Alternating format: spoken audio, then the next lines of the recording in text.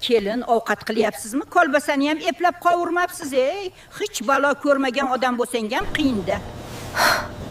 Qornim ham ochib ketdi. Uy ishlari, bola bilan tuzukroq ovqatlana olmadim. Borib nimadir yesammikin?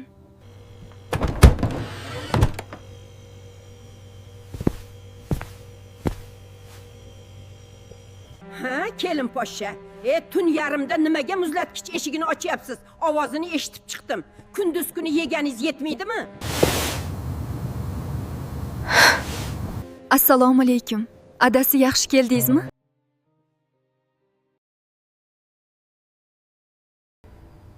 Turshak kamayib qoptimi, sen yeb qo'ymayapsanmi? Har doim kuzataman, kamayib qoladi. Nafsingni tiy, mehmonlarga qo'yamiz.